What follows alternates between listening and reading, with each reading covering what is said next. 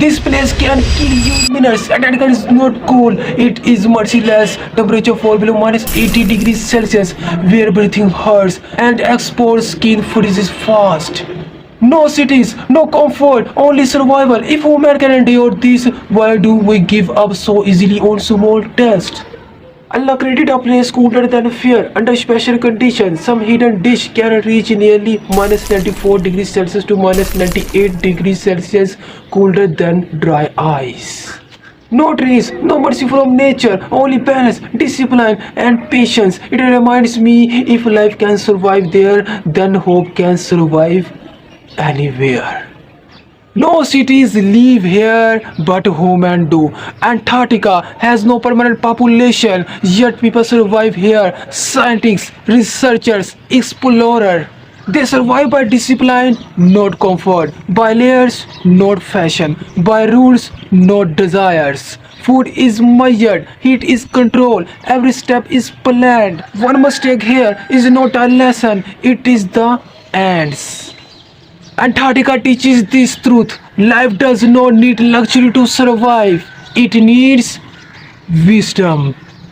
If food finishes early, there is no backup in Antarctica. No farming, no fresh food shops, no food delivery. Food comes only once or twice a year by ship or plane.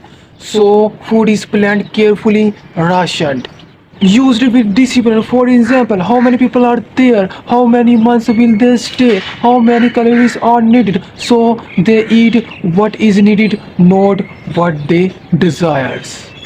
Who lives in Antarctica? No normal cities, no families, no permanent residents, only temporary people such as scientists, researchers, engineers, sports staff, doctors, cook, technicians. They stay a few months or up to 1 year, then they leave. So yes, mostly scientists and research teams live there, not ordinary people.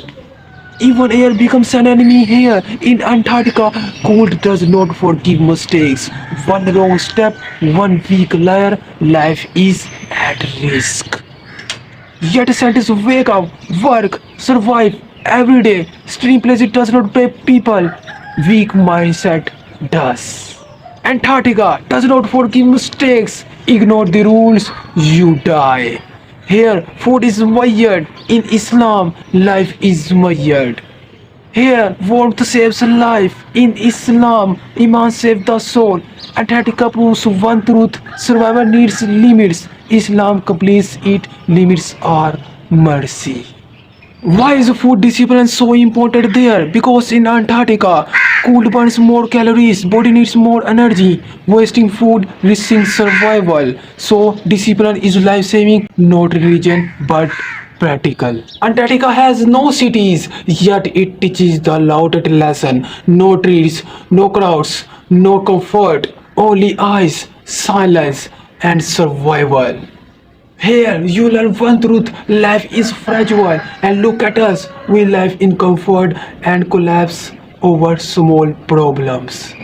In Antarctica, cold makes life brutal. Eating is not comfort, eating is not luxury, it is life or death. One mistake in temperature, one failure in shelter, and life ends. Yet people who live and work here do not complain every day. They prepare, adjust, and keep going. Extreme cold builds extreme mental strength.